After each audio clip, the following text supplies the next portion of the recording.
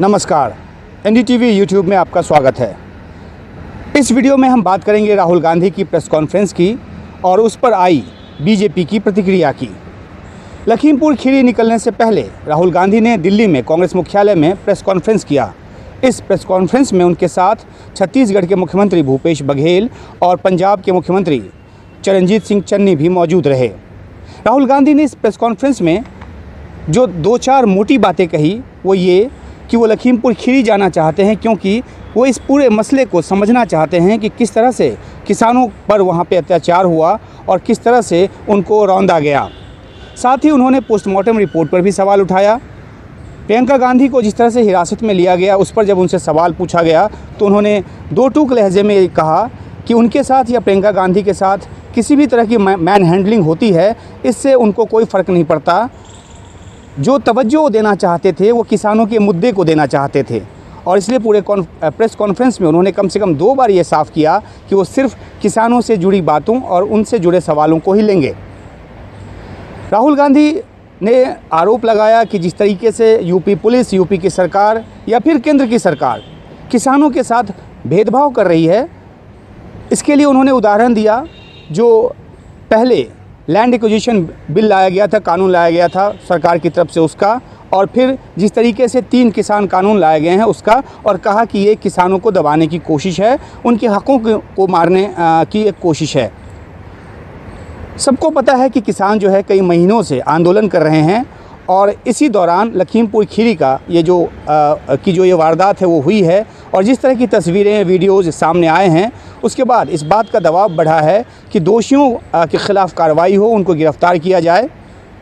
लेकिन वो अब तक नहीं हुआ है। और यही बात राहुल गांधी ने अपनी प्रेस कॉन्फ्रेंस में प्रमुखता से उठाई। उन्होंने ये भी कहा कि वो जा रहे हैं दिल्ली से पहले लखनऊ। सवाल ये भी था कि क्या उनको लखनऊ जाने के लिए फ़्लाइट में चढ़ने दिया जाता है, उनको चढ़ने दिया गया है, लेकिन ये भी बात है कि जिस तरीके से नेताओं को रोका जा रहा है, अलग अलग पार्टियों के नेताओं को, तो इसी सिलसिले में हमने देखा कि कल भूपेश बघेल को भी रोक दिया गया था और वो प्रेस कॉन्फ्रेंस कर वहीं से लौट गए लखनऊ एयरपोर्ट से ही। तो जब लखनऊ से आगे नहीं जाने दिया जा रहा नेताओं को, या फिर कोई नेता अगर सड़क मार्ग से जा रहा है तो उनको भी रास्ते में रोका जा रहा है, तो सवाल ये उठता है कि जो विपक्षी पार्टियां हैं वो आखिरकार इस कोशिश में जो जुटी हैं तो उनको कामयाबी नहीं मिल पा रही, और उनको ये वहाँ लखीमपुर खीरी जाना इसलिए ज़रूरी लग रहा है ताकि जो वहाँ पे मारे गए हैं किसान, उनकी पीड़ा में उनके परिजनों के साथ शामिल हो सकें। राहुल गांधी ने साफ तौर पे ये कहा कि एक तरह की तानाशाही है जिसके बूते वहाँ पर विपक्षी नेताओं को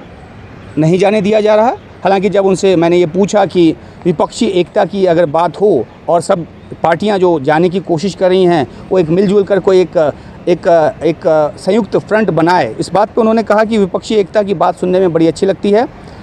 लेकिन अभी वो मुद्दे को डिस्ट्रैक्ट नहीं करना चाहते। तो इससे क्या अर्थ निकलता है? इससे ये अर्थ निकलता है कि कांग्रेस पार्टी इस पूरे प्रकरण में कमान अपने हाथ में लेकर चलना चाहती है, और जिस तरीके से प्रियंका गांधी ने पहले ही रात से वहाँ पर एक फाइटर लीडर होने की बानगी पेश की है, और जिस तरीके से पुलिस वालों के साथ उनकी बहस की तस्वीरें आई है, वीडियोज़ आए हैं, उससे कांग्रेस पार्टी को लगता है कि ये जो पूरा मामला है लखीमपुर खीरी में जिस तरीके से हुआ, और जिस तरह के वीडियोज़ आए हैं जिसमें नज़र आ रहा है कि किसानों पर पीछे से गाड़ी चढ़ाई जा रही है, तो कांग्रेस पार्टी को लगता है कि इस पूरे प्रकरण में उसने लीड लिया हुआ है, और जो ख़बरें हैं और जो सुर्खियां हैं वो कांग्रेस पार्टी के लीडर्स की जो कोशिश है उसको लेकर बन रही हैं। और इससे यूपी में, क्योंकि आगे आने वाले समय में चुनाव होना है, तो ग्राउंड पे एक मैसेज जा रहा है कि कांग्रेस किसानों के साथ खड़ी है। ये अव्वल दूसरी बात है कि इसका कोई चुनावी बेनिफिट होता है या नहीं होता है। हर पार्टी जो भी कोई रणनीति बनाकर निकलती है मैदान में, तो उसके पीछे चुनावी फ़ायदा तो होता ही है उनकी नज़र में।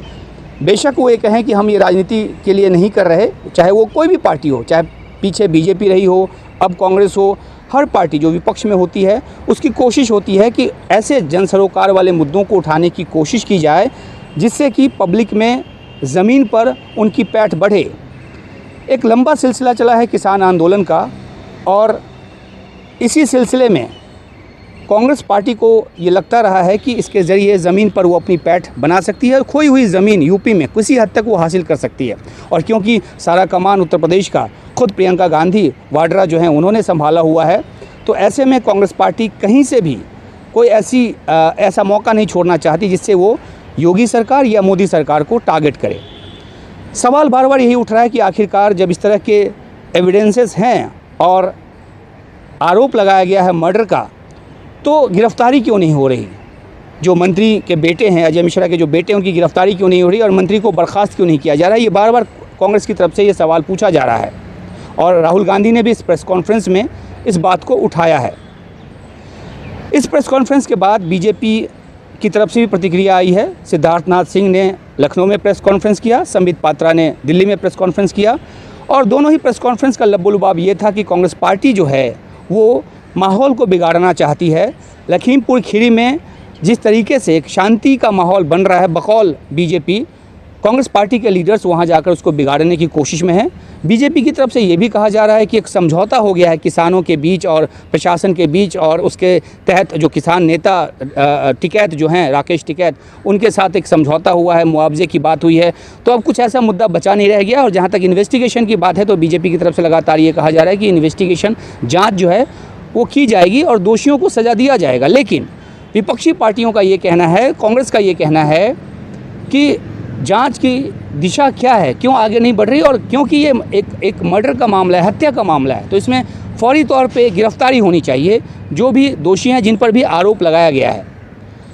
तो ये जो एक यूपी सरकार, यूपी की पुलिस और विपक्ष के नेता, खासतौर पे कांग्रेस पार्टी के नेता के बीच जो ये एक रस्साकशी चल रही है, जिसमें आज भी